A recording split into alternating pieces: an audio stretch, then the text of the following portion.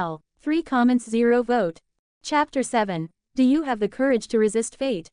In the grand and awe-inspiring hall of the Corpse Cathedral, 3 figures sat at a long bronze table. Sogetsu was at the head of the table. His bronze chair was towering, almost as if it was designed for giants, not ordinary humans. Sogetsu, whose entire form was cloaked in a mysterious mist, held a godlike presence, his gaze sweeping over everyone seated at the long table. Orochimaru and Tsukumo, who felt the weight of his gaze, experienced a deep, unsettling fear, as if facing a vast and tumultuous ocean that could drown them at any moment. Instinctively, almost involuntarily, Orochimaru and Tsukumo bowed their heads, the natural response to the overwhelming presence. The arrogance that often shone in Orochimaru's eyes was now concealed. With the air growing tense, Sogetsu felt a sense of relief. By harnessing the awe of Sequence 6, he had managed to bring Orochimaru under control. Tap, tap. Sogetsu tapped his index finger twice on the bronze table, his voice light and composed as he said, "Here, you can speak freely." The heavy atmosphere dissipated, and Orochimaru exhaled quietly, though he didn't dare to look up at Sogetsu. Instead, he turned to face Tsukumo, cleared his throat, and spoke in a raspy tone, "If it's not too much trouble, could you tell me more about yourself?" "I'm curious," White Fang Tsukumo Hitaki. Tsukumo's brow furrowed slightly, and he cast a glance at Sogetsu, as if seeking approval to respond. Sogetsu nodded with a faint smile, raising his right hand. "It's fine, Tsukumo. The Twilight Hermit's order don't have many strict rules. You can speak freely here." Tsukumo hesitated for a moment before he spoke, his eyes filled with confusion and inner turmoil. "A month ago, I came here suddenly. Like you, I was skeptical at first, but then he revealed to me my fate, my destiny."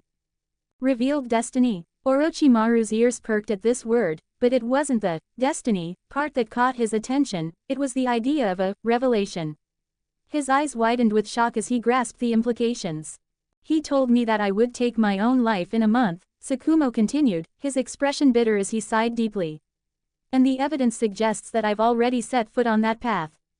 You, as a disciple of the third Hokage, must know why this might happen, right?" "Of course, I know it well," Orochimaru replied, his voice dripping with sarcasm. "With the upcoming selection of the next Hokage, all unstable factors must be removed." After a pause, he spoke with a chilling tone. "And you, Hitaki Tsukumo, the White Fang of Konoha, are not directly a part of the Hokage faction. Yet, you have an incredible reputation in Konoha, even more so than the legendary Sannin who defeated all other competitors. Naturally, you became the biggest, unsettling factor." Looks like I had no choice but to die. Hatake Tsukumo bowed his head, the weight of the truth pressing down on him. He never expected that the very village he had defended would become the source of his own demise. Yes, you must die, Orochimaru said calmly, his eyes cold and calculating as he sat back in his chair, folding his hands. And your death cannot be directly linked to the Hokage. According to my investigation, the teammate you saved was actually a member of Root, and the public outcry against you has been orchestrated by that group. Root was a secretive division within the Anbu, controlled by Danzo alone. Even the Hokage had no direct authority over it. Whether or not the third Hokage was involved in this scheme remained unclear, with conflicting accounts from different sources. Hatake Tsukumo sighed heavily. Yes, I'm forced to die and make it look like suicide, he said, bitterness lacing his words. I had hoped my death would put an end to the conflicts of this generation, but, he told me that 10 years from now, Kakashi will face the same fate in Konoha village. Orochimaru's eyes widened as if they were trying to take in the impossible. Could fate be revealed not just for the person themselves, but for others as well?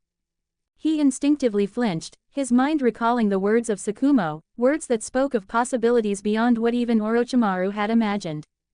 Despite his rationality urging caution, his heart raced with curiosity and a touch of fear.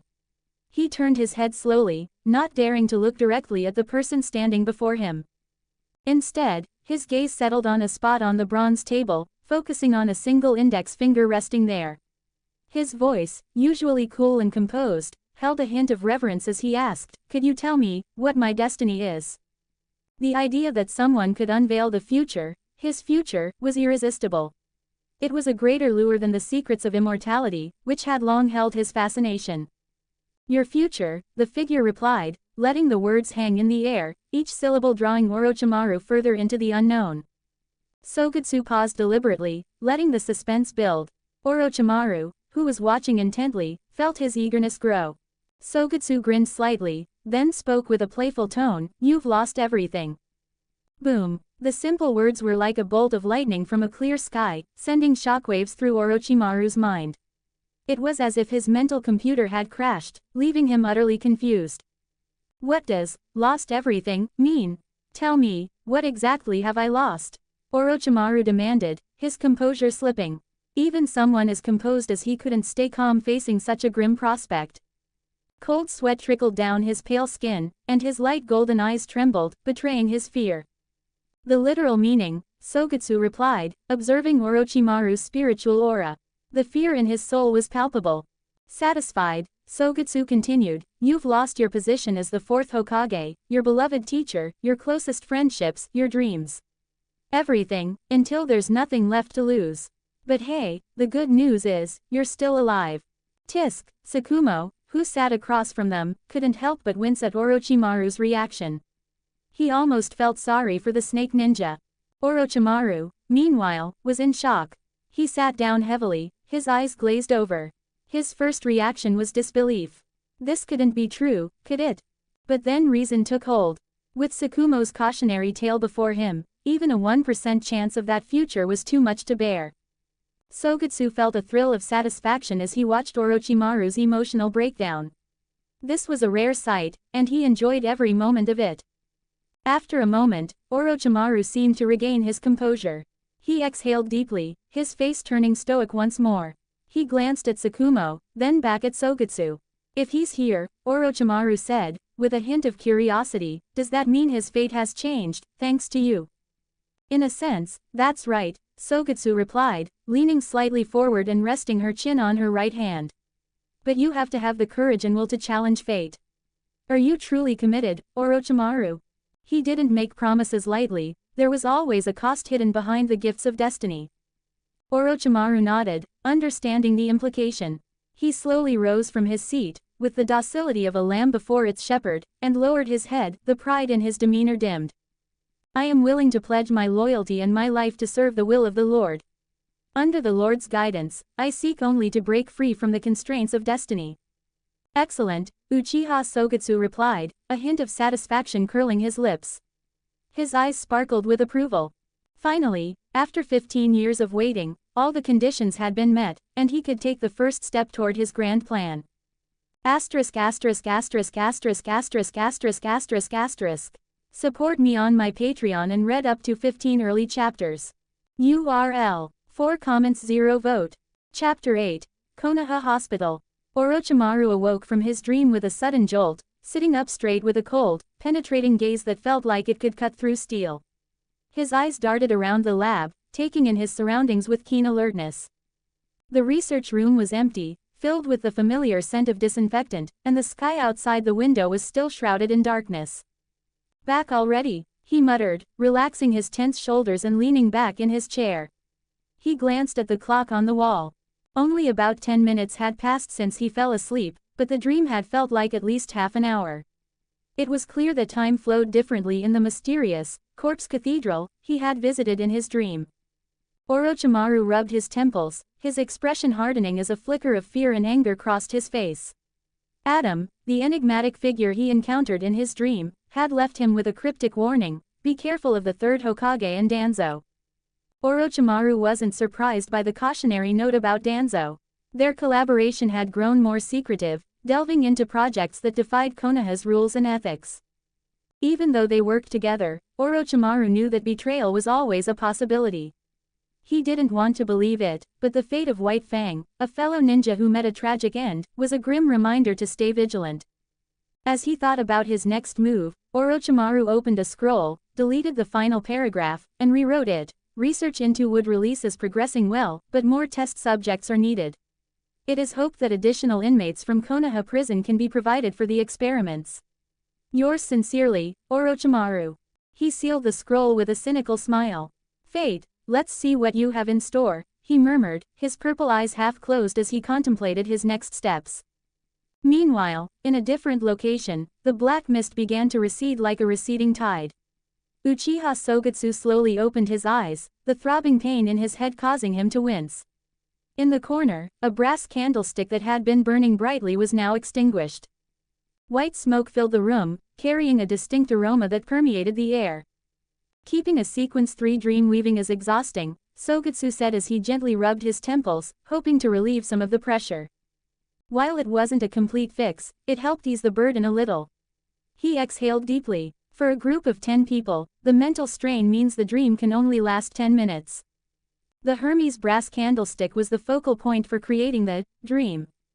This Beyonder artifact, crafted with the traits of the Sequence 3 Dreamweaver, had some of the Dreamweaver's abilities. It could shape a dream of the holder's choosing and draw people within a kilometer into that dream. The duration and potency of the constructed dream depended on the mental energy required to keep the candlestick burning. But, as with any Beyonder artifact, it had serious side effects. First, while maintaining the dream weaving, the holder's spiritual energy would deplete quickly. If it dropped too low, symptoms like loss of control and insanity could occur. Second, after using the Hermes brass candlestick, there'd be a bout of bad luck, lasting about 24 hours. This bad luck wasn't about typical luck. Instead, with Hermes' brass candlestick at the center, everyone within a kilometer's radius would feel an inexplicable hostility. Sogetsu suspected that the candlestick, due to its Dreamweaver characteristics, was manipulating subconscious minds on a large scale, affecting everyone's thoughts. In other words, the candlestick seemed like it wanted to harm its holder. Just like 008, Sogetsu muttered to himself as he hid the Hermes brass candlestick and drifted off to sleep. The night passed without incident. As the sun rose, Sogetsu awoke naturally. This had become a habit from her time on the battlefield. Being a ninja meant always being aware of your surroundings, whether on the battlefield or not. One moment of negligence could lead to irreversible consequences. After dressing, Sogetsu left the Uchiha mansion. As he walked, he noticed people giving him strange looks, mixed with a hint of hostility. I hope today goes smoothly, he thought to himself, knowing what might be causing these reactions. He quickened his pace, heading toward Konoha Hospital. Good morning, Drive, Sogetsu, a nurse greeted her.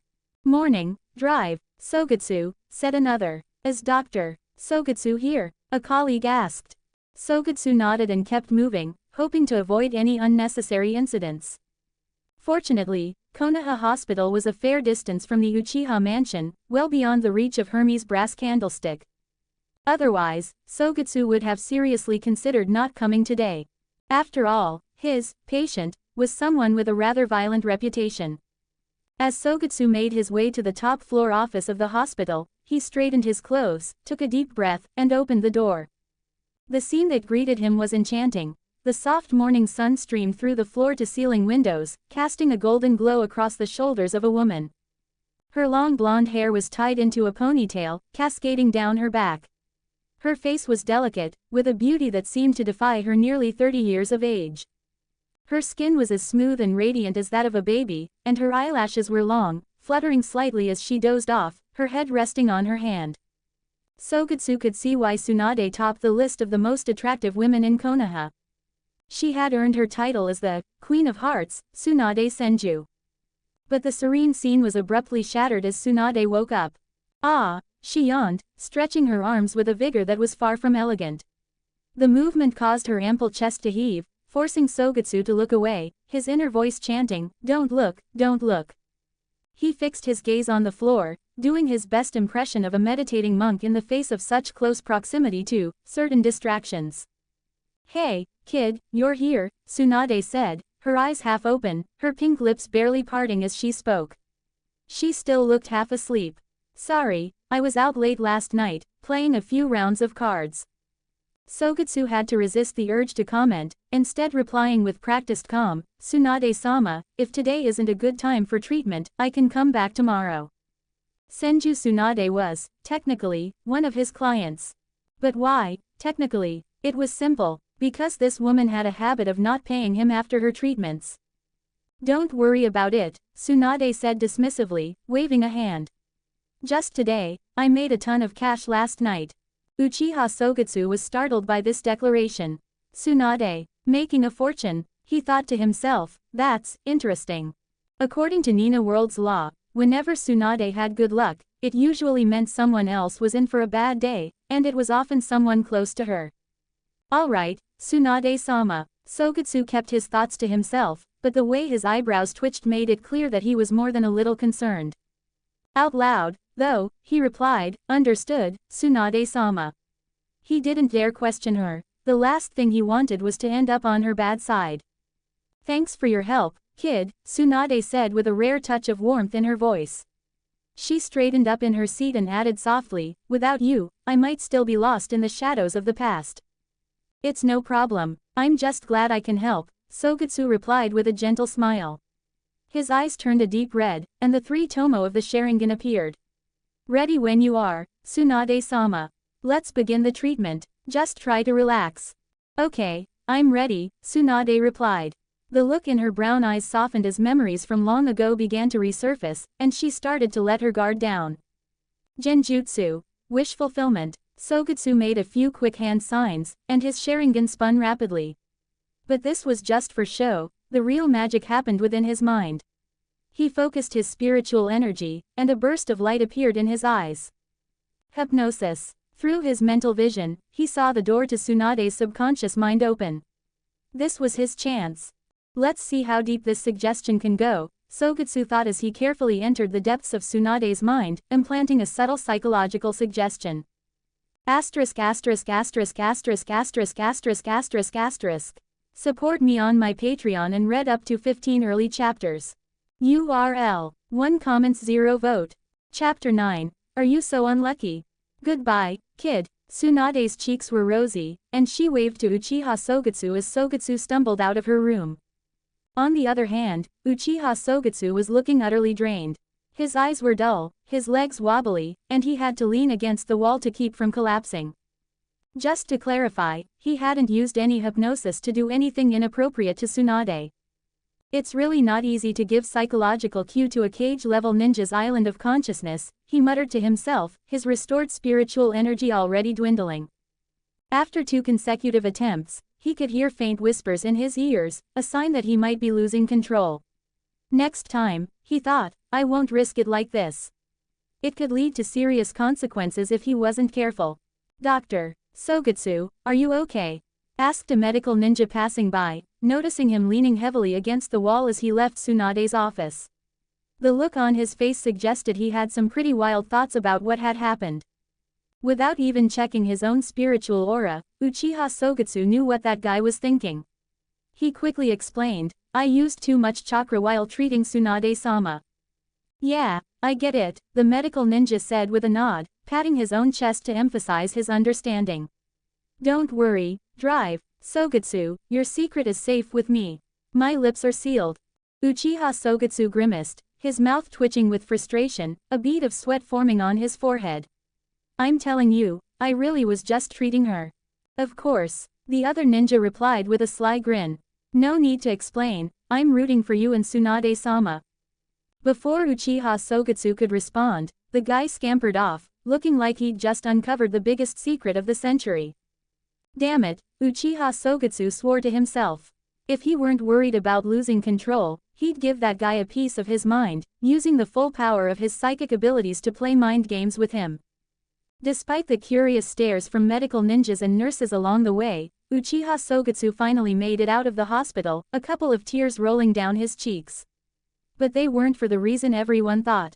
His reputation is ruined now. It's no use pretending otherwise, those gossipers at the hospital are sure to spread the news everywhere. Sogetsu just hoped Tsunade would find out about it before it got too far, so she wouldn't come down on him too hard. He pinched the bridge of his nose, trying to calm his restless thoughts. He decided to head back to the Uchiha residence to rest for a bit. As he rounded a corner into a quiet alley, he suddenly felt a chill. Out of nowhere, an Anbu with a cat mask appeared, like a ghost. The Anbu's voice was flat and cold. Uchiha Sogetsu, I have a mission for you. Follow me. Sogetsu barely flinched, but he could feel the hostility in Anbu's eyes. As a meander of the visionary path, his early combat skills might not be much to write home about, but his mental strength and perception were exceptional. After promotion, he could go beyond the physical, sensing deeper levels of aura and ether body. And when he combined these abilities, he could even glimpse thoughts hidden in other people's minds. He noticed indifference, hostility, and a touch of murderous intent in the Anbu's eyes. The vibes were bad, but he kept his expression calm, nodding slightly. Got it, he replied. The cat-masked Anbu led him to the forest of death. Sogetsu looked around when they stopped, adjusting his glasses. The dense canopy overhead provided a wide stretch of shade, and the branches intertwined, creating a maze-like atmosphere. Insects buzzed, and birds sang intermittently. It was a quiet spot, but not exactly a relaxing one. The Anbu turned to face him, the coldness in his eyes more apparent now. Sogetsu knew this wasn't going to be a typical mission briefing. There were no signs of an ambush, he was alone. Sogetsu felt a slight sense of relief and once again appreciated the advantages of spirit vision. Even if a ninja could hide their presence and appearance, they couldn't mask the ether body of a living being. Uchiha Sogetsu, as per Anbu procedure, I'm going to interrogate you now. The cat-masked Anbu agent said, as a genjutsu specialist, you've used illusions on several people in the village. What was your purpose? Is Uchiha Fugaku behind this? Are you still loyal to Hokage-sama? Rather than interrogation, I'm more interested in knowing who sent you to me, Sogetsu replied, his gaze lowering, and a swirling vortex seemed to form in his eyes. Shall I take a guess? Uchiha Sogetsu, don't change the subject. The cat-masked Anbu agent's voice suddenly sharpened, a kunai already in hand, and a hint of killing intent flashed in his eyes. This is an order. Anbu operatives don't question, they don't need emotions, nor personal will. They only execute orders. Do you understand? Sogetsu tilted his head with a sly grin, eyeing the cat-masked Anbu from head to toe. Where have I heard that line before? He mused aloud. Oh, that's right. There's only one place in Konoha where you can talk about human will without any hint of emotion. You're one of Danzo's root people, aren't you? The cat-masked Anbu shifted slightly, forming the tiger seal with his hands, chakra swelling beneath his fingertips. So, you're refusing to comply with the interrogation, he said, his voice laced with menace. Danzo-sama always knew that you Uchiha clan would never play along. Leaves swirled and danced in the wind. In a blink, the cat-masked Anbu used the body flicker technique, disappearing from view and reappearing behind Sogetsu, striking with a swift and lethal kunai aimed at his heart. The kunai pierced Sogetsu's chest, but instead of agony, the Uchiha looked amused. Poof! The body that was impaled burst into a puff of smoke. It's a shadow clone. The cat-masked Anbu's eyes widened, realizing he'd been outsmarted. He jumped back, but the noise behind him made him turn quickly. A dozen high-speed shurikens flew through the air in a deadly arc, encircling him in a web of steel, cutting off any escape route. Damn Uchiha, he cursed internally. When did he make a shadow clone? The cat-masked Anbu gritted his teeth in frustration, unsheathing the short sword strapped to his back. With a series of quick slashes, he deflected the shurikens, sending them clattering to the ground. Clang, clang, clang, he barely caught his breath when Sogetsu saw his opening. With a burst of chakra, Sogetsu shot forward like black lightning, appearing right in front of the cat-masked Anbu. The moment their eyes met, the cat-masked Anbu's heart sank as he saw 3 red tomo spinning rapidly in Sogetsu's eyes. In the ninja world, there is a saying, the Sharingan is not just a tool, it's a deadly force. If you encounter an Uchiha ninja with the Sharingan, you should run if you're alone. This saying is well known among shinobi and implies that an Uchiha with the Sharingan has a significant advantage in one-on-one battles. In a typical scenario, if the two combatants lock eyes, the fight is over in an instant. Boom. Asterisk. But this time, under the intense gaze of the Sharingan, the Anbu with a cat-shaped mask transformed into a cloud of smoke. Smart move. You'd expect no less from one of Danzo's men, commented Sogetsu, showing no signs of surprise. After all, his opponent was an Anbu. If he fell from just one Sharingan glance, he'd have never survived long in a brutal organization like Root. You can criticize Root for many things, but incompetence isn't one of them. This concludes the test. Sogetsu's eyes, with 3 swirling tomo, shifted to a nearby treetop. He spoke in a calm but authoritative tone. Our time is valuable, let's not waste it here. Uchiha Sogetsu, you're not as simple as you seem. Anbu with a cat-shaped mask descended from the treetop. As you wish, let me show you what real cruelty looks like. A soft buzzing sound filled the air as a swarm of dense, black bugs emerged from the Anbu's sleeves. The cloud of insects rapidly spread, enveloping the cat-masked Anbu in a thick, black mist. The bugs were tiny, nearly invisible even to the Sharingan. Their numbers were so overwhelming that anyone with trypophobia would have been paralyzed with fear. The wings of the insects buzzed, and their hard shells rubbed together, creating an unsettling noise. An Aburame clan member, noted Sogetsu, raising an eyebrow. With such an obvious display, it had to be. Danzo-sama knew you'd refuse, so he sent me, said the cat-masked Anbu, his voice as cold as the cloud of insects. Our Aburame clan's ninjutsu can't be copied by the Sharingan, and our vast swarms are a perfect counter to your abilities. Asterisk asterisk asterisk asterisk asterisk asterisk asterisk asterisk. Support me on my Patreon and read up to 15 early chapters. URL. 7 comments 0 vote. Chapter 10. Genjutsu or not? Quickly, the Anbu from the Aburame clan controlled a vast swarm of insects, sending them charging towards Uchiha Sogetsu. The massive cloud of insects created a powerful gust of wind, resembling a dark tornado, ready to sweep away anything in its path. Foolish. Sogetsu took a couple of steps back, putting distance between himself and the incoming swarm, and swiftly formed hand seals. Ox, hare, monkey, boar, horse, tiger. He inhaled deeply, gathering chakra in his lungs. Fire release. Great fireball technique. A massive fireball, 3 meters in diameter, surged forward with intense heat. It collided with the swarm of insects, incinerating them on contact. Boom. The explosion sent waves of heat across the area. The air was filled with the scent of burning chitin, as the once thick black swarm turned into ash. It's smart to use a massive swarm to block my Sharingan's line of sight, Sogetsu said, scanning the area through the smoke. But you seem to forget, the Uchiha clan excels in fire jutsu. Although the Aburame clan's insects can significantly disrupt and obscure the Sharingan's vision, they are equally vulnerable to powerful fire-style techniques. If the swarm is destroyed, the Aburame clan's power greatly diminishes, leaving them at a severe disadvantage. Don't get cocky, Uchiha brat, the Anbu from the Aburame clan said coldly. You think a mere fireball can destroy all my insects? Secret technique. Cocoon. Hundreds of chakra cocoons hidden throughout the area burst open in response to the Anbu's command. As they cracked open, Sogetsu's eyes widened. Dark clouds of insects rose from all corners of the forest, converging to form a thick canopy that blotted out the sunlight.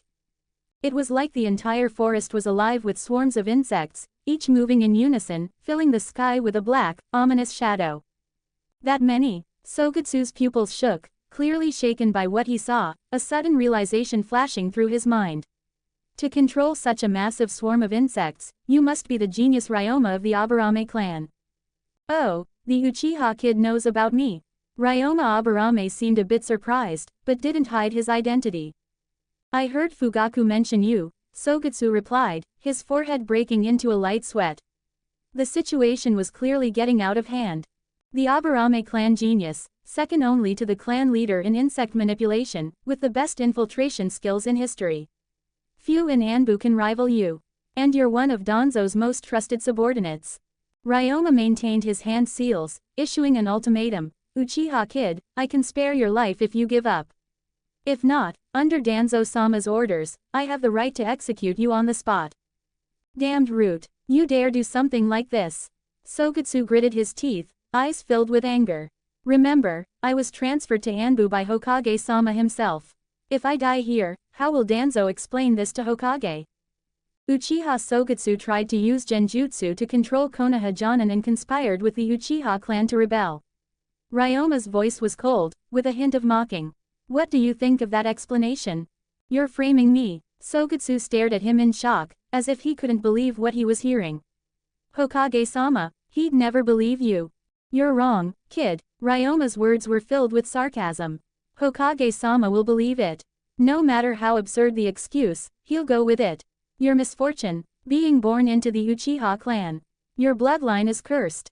Insect swarms. A black cloud of insects roared, pouring down from the sky like a vast sea. Facing an insect swarm even larger than the last time, Sogetsu knew he couldn't hold back. Chakra gathered in his throat, building up for an attack. Fire style. Fire devastation. Boom. A massive wall of flames erupted from Sogetsu's mouth, a wave of searing fire like a storming tsunami. The high temperature instantly vaporized the air, filling the area with blistering heat. The vegetation and insects were incinerated in an instant, and the entire area became a sea of fire. Without even checking the aftermath, Sogetsu turned and sprinted out of the forest. I need to report this to Hokage-sama. Chakra burst under his feet, the hard ground crumbling as his speed increased. He knew he had to get out fast. Trying to run, Aburame Ryoma suddenly appeared in front of Sogetsu, his arms swarming with countless insects. He swung his arms, sending the parasites forward with incredible force, shouting, "Secret technique, insect wrist." Sogetsu had no choice but to raise his arms to block the attack. Boom. The impact was massive, hitting with such force that Sogetsu felt his arm bones fracture. The blow knocked him back, flipping him through the air and leaving a deep trench in the ground where he landed. As he stood up, he thought, damn, I was so distracted by the insect swarm that I didn't even notice him. Aburame Ryoma spun in midair, kicking off a tree trunk and launching himself towards Sogetsu with renewed speed. Sogetsu quickly twisted his body, jumping back to his feet and throwing several shurikens as he regained his balance. Buzz. The shurikens curved in graceful arcs, attacking Aburame Ryoma from multiple angles. Secret technique, insect wall. But Aburame Ryoma didn't seem concerned. He raised his arms, creating a thick wall of insects around himself. The shurikens struck the wall and vanished without a trace. Die, Uchiha brat. Ryoma sneered as he continued his charge toward Sogetsu.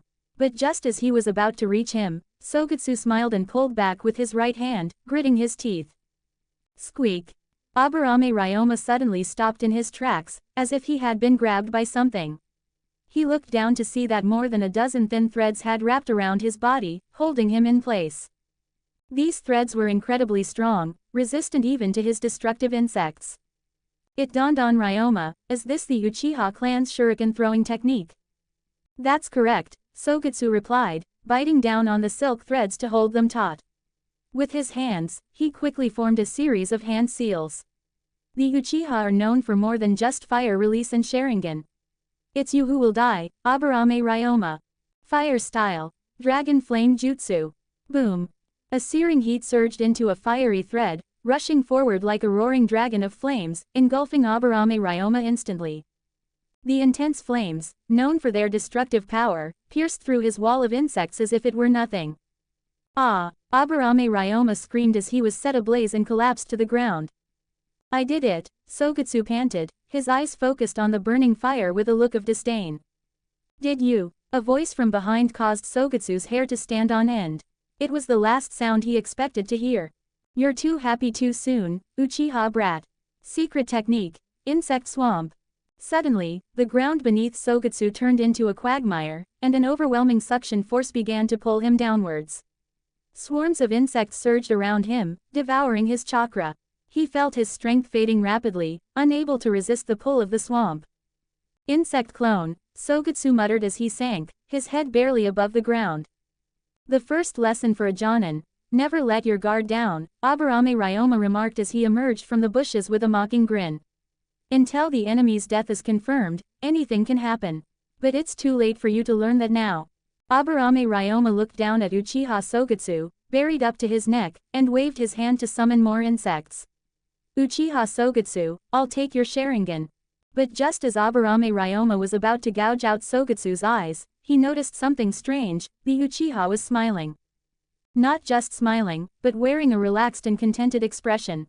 A chill ran down Ryoma's spine, filling him with a sudden sense of dread. What are you laughing at, Uchiha Sogetsu? He demanded. Oh, nothing, Sogetsu replied with a grin. Just enjoying the show, Aburame Ryoma. Thanks for the entertainment. Suddenly, Aburame Ryoma's vision became blurry, and his head throbbed with pain. The swampy surroundings melted away, leaving behind a lush, undisturbed forest. The burning trees and signs of battle were gone as if they'd never happened. Was this all an illusion? The realization hit him like a punch, and his pupils shrank in shock. When did you cast the illusion on me? A very interesting question, Sogetsu replied, his voice filled with calmness. His shadow stretched out, long and dark, resembling a hidden beast ready to strike. He adjusted his black-rimmed glasses, a gentle smile tugging at his lips. Let me ask you this, Aburame Ryoma, when did you assume I wasn't using genjutsu? Asterisk asterisk asterisk asterisk asterisk asterisk asterisk asterisk. Support me on my Patreon and read up to 15 early chapters. URL. 5 comments 0 vote. Chapter 11. Peace of Mind.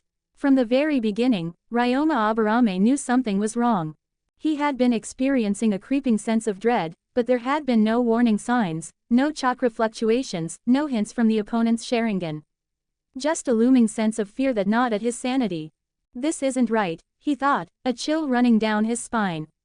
Uchiha Sogetsu isn't just any Jonin, he's hiding something. I need to report this to Danzo-sama. He's planning something big.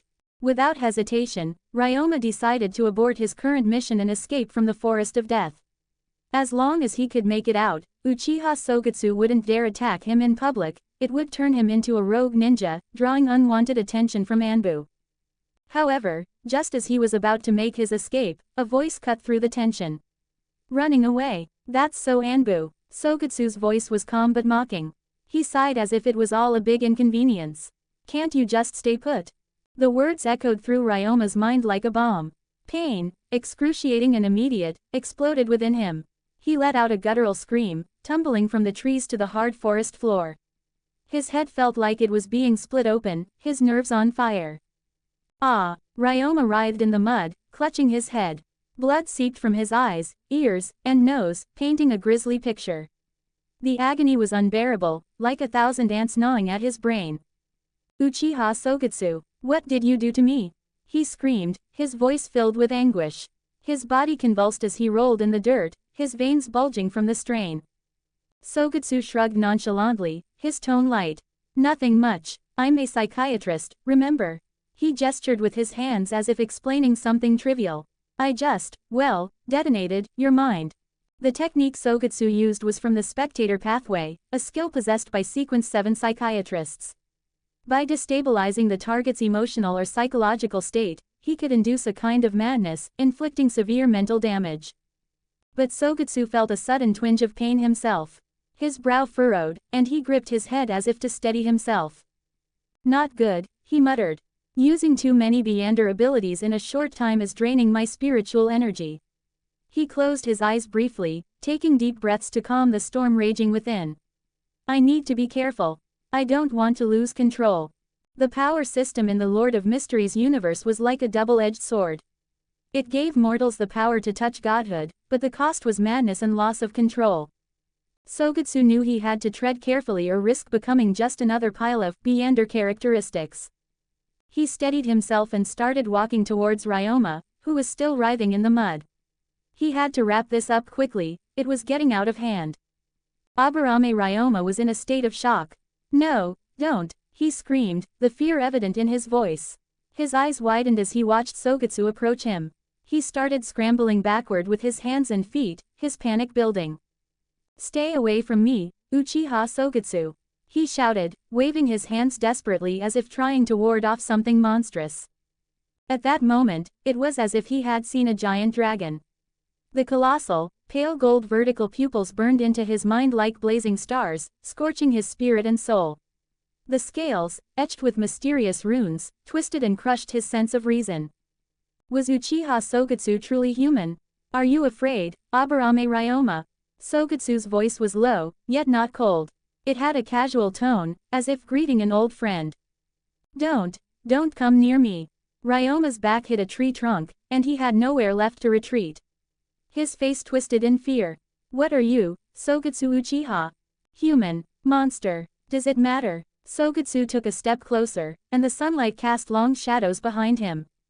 But to Ryoma, those shadows seemed to squirm, as if they were living creatures ready to pounce. The whispers in his ears grew louder and more erratic, threatening to break his sanity. Please, don't come any closer." Ryoma, an elite Anbu operative, was now begging for mercy, tears streaming down his face. "Please, I'm begging you." His own screams echoed in his mind, nearly driving him to madness. The dragon from his hallucinations grew more vivid, its scales covered in twisted, crazed runes that seemed to tighten around his brain. "Aburame Ryoma, have you ever wondered why people live?" Sogetsu stopped and asked, his back to the sunlight. The dappled light filtered through the leaves, casting a golden glow around him, illuminating him like a sacred being. From Ryoma's perspective, Sogetsu stood there, radiant, almost angelic in the golden light, exuding a divine aura. The whispers in Ryoma's head began to fade. The distorted images and insane runes that had clouded his mind slowly vanished, like a bad dream. Sogetsu's radiance seemed to pull Ryoma back from the brink of insanity, like a lifeline for someone drowning in darkness. Aburame Ryoma's mind had never felt so calm. "I don't know," he replied, lowering his head almost reflexively. Deep down, he couldn't quite explain it, but he felt a sense of awe towards Uchiha Sogetsu. "It's probably a sense of peace," Sogetsu said quietly. "Peace," Ryoma echoed, looking puzzled. "Yes, peace of mind," Sogetsu explained with a gentle smile. "Everyone seeks it in their own way. It's what drives us to find stability and comfort." As he spoke, his words were soft and measured, almost like a priest guiding his congregation. People seek reputation, control, or great wealth, all to find peace of mind. Getting married, forming friendships, even dedicating yourself to others and pursuing love and peace, it all comes down to finding that inner calm. In the end, it's about seeking peace of mind. These simple words struck Aburame Ryoma like a heavy blow, and he found himself deep in thought. It was as if Sogetsu could see into the core of his being, understanding the uneasiness that had been with him since he joined Danzo. But as Sogetsu continued speaking, that lingering fear and anxiety melted away, like snow in early spring.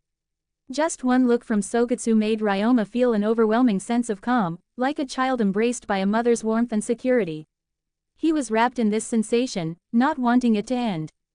"You're anxious and in pain," Sogetsu said, moving behind Ryoma and gently placing his hands on his shoulders.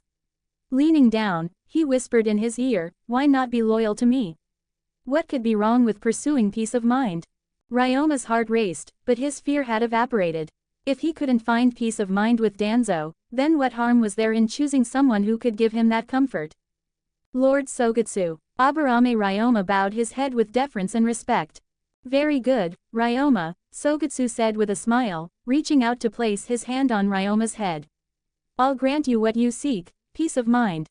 As he felt the warmth from Sogetsu's hand, Aburame Ryoma experienced a sense of calm unlike anything he'd felt before. Yes, this was the peace of mind he had been seeking, the person he could truly trust, not the rat hiding in the shadows. Asterisk asterisk asterisk asterisk asterisk asterisk asterisk asterisk. Support me on my Patreon and read up to 15 early chapters. URL. 9 comments 0 vote. Chapter 12. Cunning Uchiha Fugaku. Root base. There is no sunlight, a perpetual darkness akin to tree roots buried deep underground in a sewer-like complex. Danzo, swathed in bandages like a mummy, leaned heavily on his cane. He glared down with cold displeasure etched on his face. Ryoma, with your skills, you couldn't even take down a fledgling Uchiha brat. I'm very disappointed in you. His voice was stern, every word laced with disapproval. Root was known for its extreme discipline and harsh regulations. Failure often meant losing everything: identity, name, family, friends, past, and eventually, existence itself. The other Root members cast glances of subtle sympathy at Aburame Ryoma, who knelt on the ground, awaiting Danzo's wrath. My apologies, Danzo-sama. Uchiha Sogetsu was extremely cautious, and I sensed the presence of Hokage-sama's technique. I aborted the mission without authorization, Aburame Ryoma replied, his head bowed deeply, but his eyes showed no fear. He'd seen the dragon, a rat hiding in the shadows wasn't something to fear. Danzo's expression remained grim, his usual demeanor. Despite the mission's failure, he wasn't planning to punish Ryoma. Ryoma was his most skilled subordinate, his trusted right-hand man. A minor misstep warranted just a reprimand. He expected Ryoma to plead for forgiveness, allowing Danzo to be magnanimous and assign a new mission. However, the expected plea never came. Danzo waited, nearly imagining the echoes in the silence. Ryoma remained mute. Ahem, Ryoma, don't you have anything else to say? He prodded. My apologies for disappointing you, Danzo-sama. I accept responsibility and await the punishment, Ryoma replied. This response caught Danzo off guard, his old, wrinkled face growing even grimmer. His discomfort was palpable. Luckily, another Root member interjected, saving his leader from further embarrassment. Danzo-sama, I think the mission's failure wasn't entirely Ryoma's fault. It might be Hokage-sama's warning to us. It could be best to proceed cautiously. Danzo quickly took the opportunity to regain control. Ryoma, your mission remains unchanged. Continue to monitor Uchiha Sogetsu, report back to me, but don't act without orders. Understood, Danzo-sama, Ryoma replied, slowly rising and exiting the room. As Danzo watched his most trusted subordinate depart, an uneasy feeling grew in his heart. Is it just my imagination, or does Ryoma seem a bit distant? He wondered. Meanwhile, Ryoma felt a newfound resolve. He was ready for whatever came next. My choice wasn't wrong. As Lord Sogetsu said, Danzo is just a rat hiding in the gutter. He doesn't have the courage to look directly at the sun. Someone like that doesn't deserve my allegiance, let alone embody the peace of mind I seek. Lord Sogetsu, I'll clear any obstacles in your path. In the dimly lit tunnel, Ryoma's eyes grew brighter and more determined. By the time Sogetsu returned to the Uchiha mansion, the sun was setting. As Sogetsu stepped through the door, he ran into a woman. Sogetsu, you're back. Fugaku has been waiting for you. He says there's something he wants to discuss. The woman's belly was noticeably pregnant, and her face radiated happiness. But as she noticed Sogetsu's weary expression, her concern was immediate. Are you all right? You look exhausted. I can ask Fugaku to come find you another day if you'd prefer. I'm fine, Makoto-sama. Sogetsu forced a smile, though his gaze lingered on her belly. It's you who should be careful. Please take care of yourself during your pregnancy.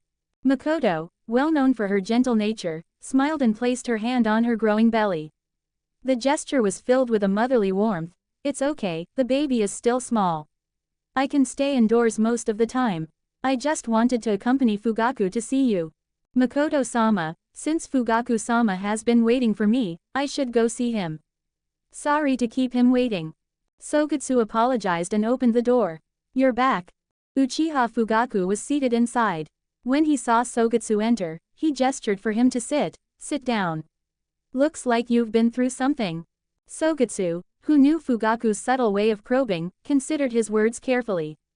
He nodded slightly, letting a hint of bitterness show, and replied with a touch of anger, it seems my joining Anbu has unsettled some people. Danzo. A sharp glint appeared in Uchiha Fugaku's eyes, though he quickly concealed it behind a composed demeanor.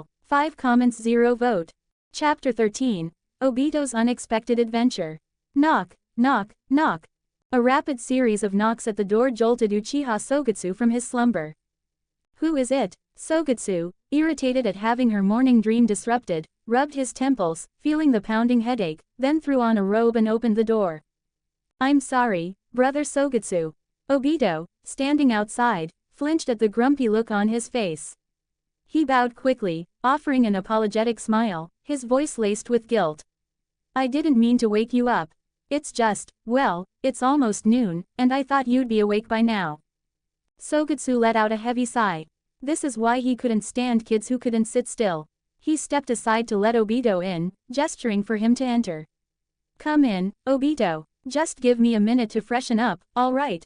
Okay, sure, brother Sogetsu, Obito replied, bowing his head as he entered.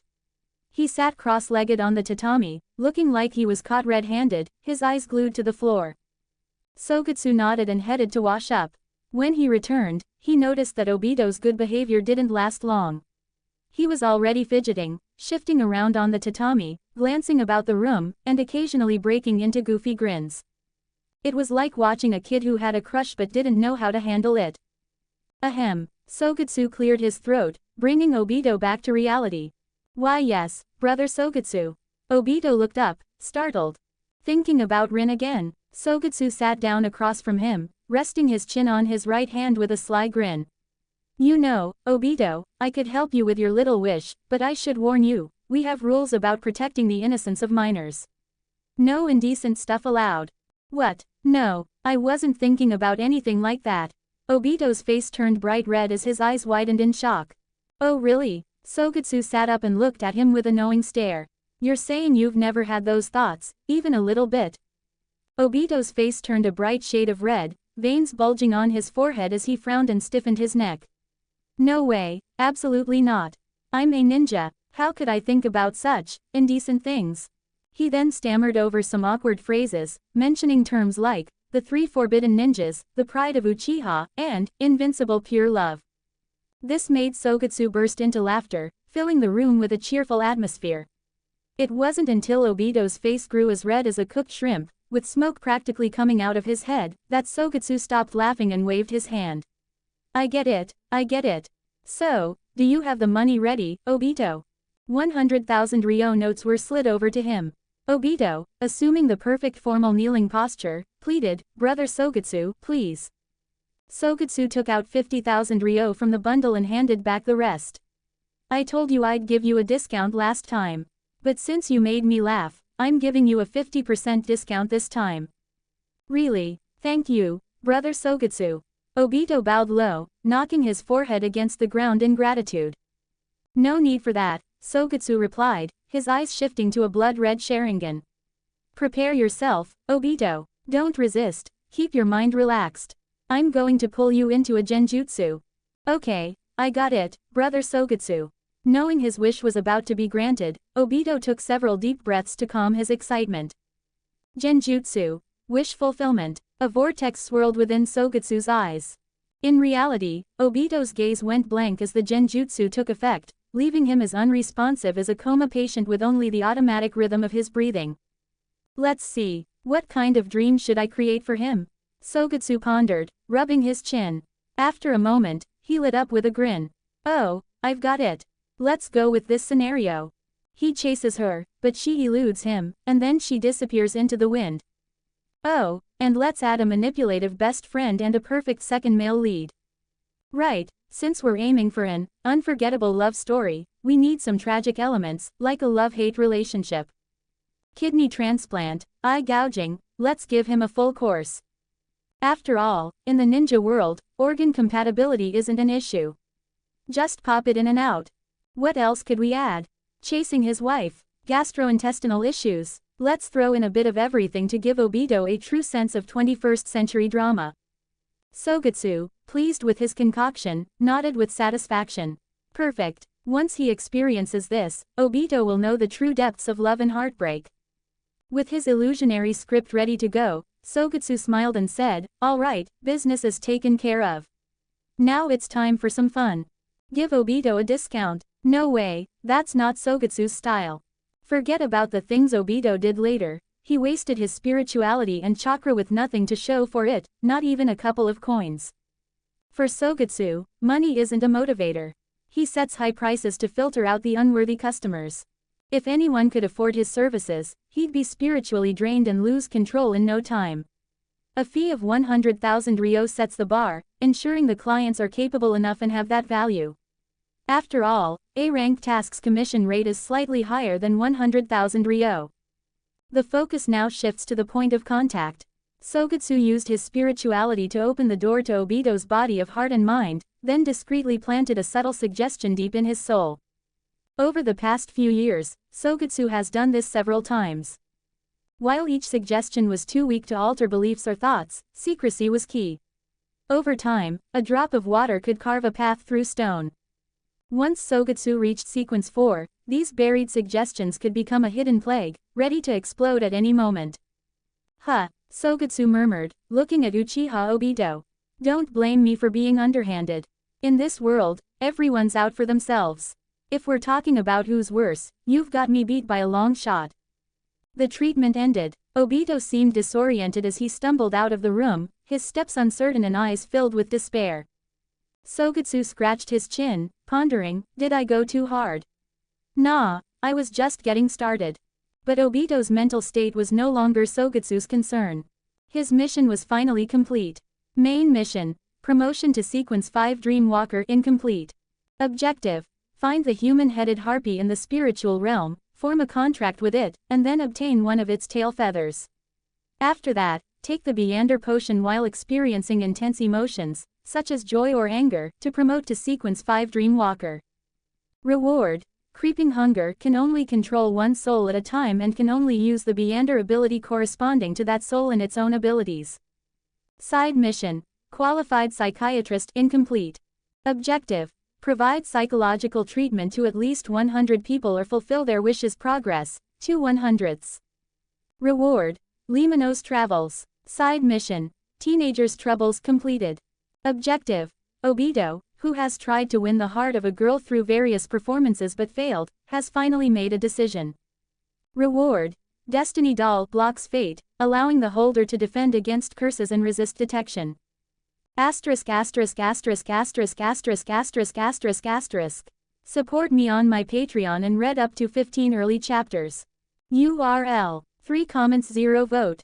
Download the app for greater interaction. You can chat with me about my writing experience apart from the comments section.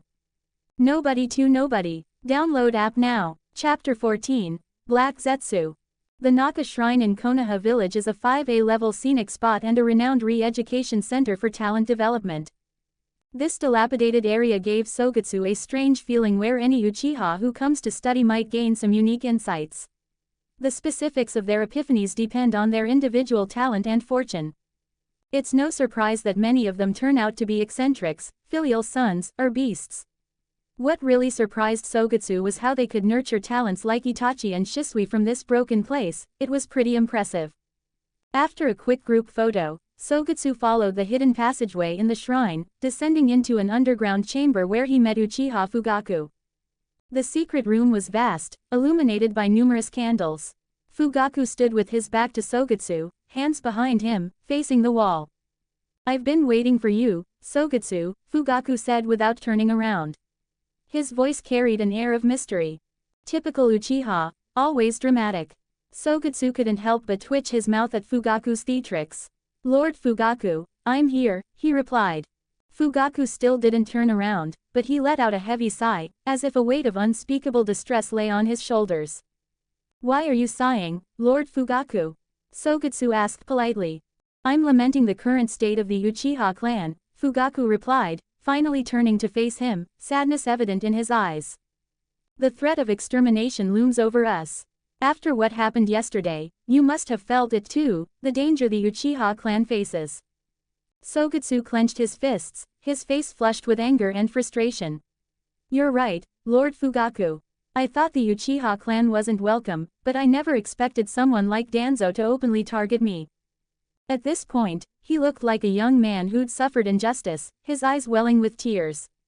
I just wanted to be a psychiatrist to help those who suffered on the battlefield, like Lady Tsunade inspired me to do. But I didn't expect Danzo to covet my ninjutsu. Why is this happening, Lord Fugaku? Sogetsu shouted, his voice breaking. I have never betrayed Konoha, but now I'm treated like an outsider. Fugaku, seeing the young man's anger and tears, sighed. Even someone who had seen it all like Fugaku had to admit, what an innocent soul. But Fugaku had expected this reaction from Sogetsu. The Uchiha clan was known for their emotional intensity and frequent mental struggles. To have been betrayed by the village's will of fire, it was no wonder Sogetsu felt so aggrieved. Hey, it's not your fault, Sogetsu, Fugaku said with a sigh. Fugaku stepped forward, patted the young man's shoulder, and tried to comfort him. What you did was right, but you need to understand, our Uchiha clan has never really been accepted by Konoha. Do you know why? Sogetsu's eyes widened in curiosity. Why is that? He asked. Fugaku nodded, as if he expected the question. You've heard of Uchiha Madara, right? Without waiting for Sogetsu to respond, he continued, the Uchiha and Senju clans joined forces to end the Warring States period and establish the Konoha village, but despite being a founder, Uchiha Madara eventually betrayed Konoha and was defeated by the first Hokage at the Valley of the End. Though Sogetsu knew this story, he played along, feigning confusion. But that was clearly Uchiha Madara's fault, wasn't it? Fugaku's eyes grew serious. True, but the distrust toward our Uchiha clan runs deeper than just Madara's betrayal. He stepped aside, revealing a stone wall adorned with the Uchiha clan's emblem. The reason for our exclusion is tied to our bloodline, our Sharingan. People fear its true power. Between two Uchiha crests, a stone tablet stood on a raised platform, etched with ancient, barely discernible characters. The true power of the Sharingan. Sogetsu repeated, pretending to be intrigued. Fugaku's Sharingan flickered with intensity, the three tomo spinning slowly. Do you know why Uchiha Madara was able to stand against the first Hokage's wood release? He asked, his voice low and deliberate. With just the three tomo Sharingan, you might think it's not enough to rival the wood release, right? Sogetsu hesitated before answering, playing his role. Yes, Lord Fugaku, it seems unlikely that the three tomo Sharingan could be a match for the first Hokage's power. Fugaku's eyes lit up with pride, his voice gaining an edge of excitement. Beyond the three tomo Sharingan, there's a greater power, the Mangekyo Sharingan. With this, Uchiha Madara co-founded the Leaf Village alongside the first Hokage. Sogetsu feigned shock, his eyes wide. Mangekyo Sharingan, that's incredible. Fugaku's excitement grew as he explained, if even one person from our clan can awaken the Mangekyo Sharingan, we could change everything. We could restore the Uchiha clan's greatness. Sogetsu suppressed a chuckle, knowing all too well the tragic fate of the Uchiha clan. The irony was almost too much to bear. Fugaku, not noticing Sogetsu's inner amusement, continued with enthusiasm. You're the most promising person in the clan, he said, patting Sogetsu on the shoulder. I believe that if anyone can awaken the Mangekyo Sharingan, it's you. The future of the Uchiha clan is in your hands. Sogetsu nodded, playing his part, though inside he felt the crushing weight of destiny and a hint of dark humor at the thought of Uchiha Itachi's eventual massacre. It was as if Fugaku was oblivious to the grim path that lay ahead. Okay, I've had enough, Sogetsu thought, feeling a bit exasperated. Why did everyone around him love giving him lofty promises? One moment, he's holding the future of Konoha in his hands, the next, the destiny of the Uchiha clan rests on his shoulders. Over and over, it was the same pitch. He was starting to wonder if they had a script they all followed. I'll do my best, Lord Fugaku. Sogetsu put on a face full of feigned gratitude, even fighting back fake tears. In his head, he wanted to add, if you don't mind adopting me, I wouldn't object. Fugaku pointed to an ancient stone tablet. The method of awakening the Mangekyo Sharingan, along with the secret history of our Uchiha clan, is inscribed on this tablet, he explained. However, the text has a type of seal. With a three tomo Sharingan, you can read some of it, but for the rest, you need the Mangekyo Sharingan. I'll give it a try, Lord Fugaku. Sogetsu activated his three tomo Sharingan and stared at the stone tablet. The once fuzzy and distorted text started to come into focus, becoming legible. But he wasn't particularly interested in the stone tablet's secrets, he knew the plot from the original story. This was all just for show, to keep Fugaku's trust. But then, something caught his attention. A subtle shift in the atmosphere. He felt like he was being watched. As a meander of the visionary pathway, he had an innate sensitivity to observation, whether visible or hidden. Sogetsu discreetly activated his spirit vision and scanned the area. He noticed something strange on the wall behind the tablet, a shadow, like ink bleeding through paper, with an aura that was distinctly etheric and gray. The shadow moved within the wall, like a blob of dark, viscous liquid. The sense of being watched was definitely coming from there. Black Zetsu, Sogetsu thought, his expression remaining calm while a hint of coldness played at the corners of his lips. Just because you can avoid getting caught, does it mean you should spy on other people's privacy? Alright, let's teach you a lesson today. Black Zetsu, hiding within the wall, stared at Uchiha Sogetsu with a look of pity. I didn't expect him to be able to simulate the infinite Tsukuyomi with only a three tomo Sharingan. It would be a waste not to use that kind of talent. Maybe I should recommend him to Uchiha Madara to accelerate the plan to resurrect my mother. While Black Zetsu was contemplating a series of plans, he suddenly noticed Uchiha Sogetsu's expression change in front of the wall. Immediately, Uchiha Sogetsu began forming hand seals rapidly. Fire style. Great Fireball Jutsu. Black Zetsu. Fugaku. What the? Asterisk asterisk asterisk asterisk asterisk asterisk asterisk asterisk. Support me on my Patreon and read up to 15 early chapters. URL. 2 comments 0 vote. Chapter 15. Jiraiya. With a loud crash, the wall shattered as a fireball slammed into it. Uchiha Sogetsu, what do you think you're doing? Uchiha Fugaku shouted, his heart racing and his body tensing up. The shock made him nearly faint. He could hardly imagine what would happen if that stone tablet got destroyed. The clan elders would tear him apart if they didn't get a chance to vent their rage. In his mind, Fugaku saw his position as clan head slipping away. Lord Fugaku, there's someone behind that wall. Sogetsu explained quickly, holding back Fugaku's anger. This intruder is trespassing on Uchiha territory without permission. He might be one of Danzo's men. What? Fugaku's eyes went wide at the mention of Danzo, instantly focusing on the source of the commotion. The smoke from the shattered wall cleared enough for him to spot a glowing chakra presence within. Meanwhile, Black Zetsu was in shock, too. How did they find him?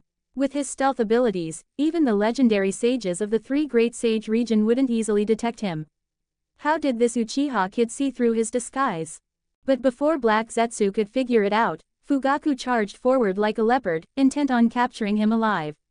If this was indeed a spy sent by Danzo, and he got away, it could spell disaster for the Uchiha clan.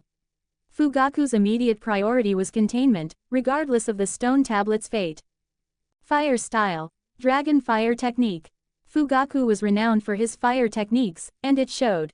His version of the Dragon Fire Technique was far more potent than usual, turning a basic B-rank jutsu into something with the power of an A rank. Boom! A giant fire dragon roared into life, the heat in the secret chamber soaring with its arrival. It surged forward with unstoppable momentum, striking the wall with intense force. The resulting explosion sent a shockwave through the room, powerful enough to push Sogetsu back several steps, the hair on his arms curling from the heat. Black Zetsu didn't hesitate. Like a viscous blob, he slipped through the cracks in the wall, escaping into the shadows. It wasn't that he feared Fugaku and Sogetsu, he had plenty of tricks up his sleeve to evade capture. However, being discovered at this stage could ruin all his carefully laid plans. Sogetsu had no intention of letting Black Zetsu get away. As he threw his shuriken, he shouted to Fugaku beside him, Lord Fugaku, he's there. Damn you, Uchiha brat. Black Zetsu cursed angrily as he was intercepted again. You're not going anywhere, Fugaku shouted, his anger boiling over as he stamped his foot hard on the ground. Boom. The burst of chakra shattered the floor like a spiderweb, debris scattering in all directions. In an instant, Fugaku vanished, leaving behind only an afterimage and a shockwave that resembled a sonic boom. Boom. Fugaku's punch slammed into the wall where Black Zetsu was hiding, knocking him out. The Uchiha clan leader was not only skilled with ninjutsu but also formidable in taijutsu. Before Black Zetsu could react, Fugaku twisted in midair, delivering a sweeping right leg that whipped through the air with a loud whoosh. Konoha. Strong tornado. The powerful kick struck Black Zetsu squarely in the face, sending him flying like a cannonball.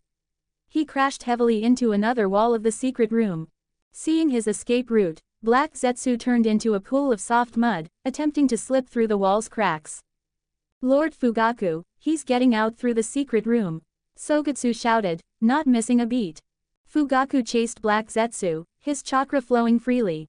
He unleashed a barrage of ninjutsu without hesitation, focused on stopping Black Zetsu's escape. He was relentless. If it wasn't for that annoying kid, I wouldn't be in this mess, Black Zetsu grumbled to himself as he ran, trying to escape from the barrage of attacks. But Fugaku's ferocity was unmatched. He unleashed wave after wave of fire release techniques, ensuring no place was safe for Black Zetsu to hide. Fire release. Phoenix Flower Jutsu. Fire release. Fireball Jutsu. Fire release. Storm Dance. Fire release. Fire Dragon Jutsu. Ah! Black Zetsu screamed as he tried to escape the relentless onslaught of flames. But the intense heat and widespread fire left him with nowhere to hide. His whole body caught fire, and he could do nothing but flee in agony. Black Zetsu had lived for thousands of years, and aside from those two ungrateful sons, he'd never hated anyone as much as he hated Uchiha Sogetsu. Rage and animosity burned in his eyes as he muttered under his breath, teeth clenched so hard they almost cracked, "Uchiha Sogetsu. When I return, I'll make Madara kill you." After what felt like an eternity, Black Zetsu finally broke through to the surface, escaping the underground. But just as he did, he heard Fugaku's furious voice behind him. "Fire release. Fire extinguishing." The air filled with a violent surge of chakra, intensifying the already heated atmosphere. Fugaku's chest swelled to its limit as he gathered chakra in his throat, channeling it through his seals. The resulting burst of flame from his mouth lit up the night, the flames so intense that they created shockwaves across the flat terrain. The massive wave of fire could be felt even from dozens of meters away. In the darkness of the night, half of the Uchiha clan could see the flames burning bright in the direction of the shrine, turning night into day. Uchiha Fugaku, Uchiha Sogetsu. Black Zetsu was enveloped by the flames, his eyes filled with seething hatred. "I'll remember this. We'll settle the score later." The intense flames began to melt and crystallize the ground, but Black Zetsu's body sank into the burning earth, disappearing into the ground as if he were melting. Fugaku's expression was grim as he stared at the spot where Black Zetsu had vanished. "He got away," he said, irritation evident in his voice. "I've never seen ninjutsu like that before." His chakra felt odd. Could he be one of Danzo's spies? No, it's very unlikely. Who would send someone like him to keep an eye on us?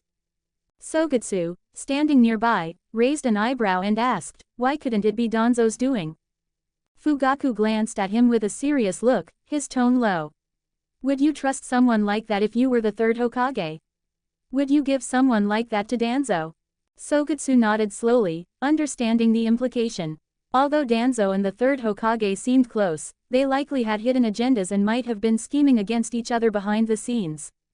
"Keep today's events under wraps for now. Don't let anyone find out." Fugaku frowned, contemplating for a moment as he gazed at the moving figures in the distance. He turned back and warned, "If anyone asks, just say I'm conducting a training exercise with you." "I understand, Lord Fugaku," Sogetsu replied with a nod. "Don't worry, I'll keep it secret." Meanwhile, Black Zetsu, having narrowly escaped, was resting on a tree outside Konoha village. "Damn Uchiha Sogetsu, how dare he make me suffer such a heavy loss?" Black Zetsu clenched his teeth in frustration. "This guy can actually detect me. I can't allow him to live, I've got to get Madara to eliminate him as soon as possible." "Planning on killing someone, are we?" A voice suddenly broke into Black Zetsu's thoughts, catching him off guard.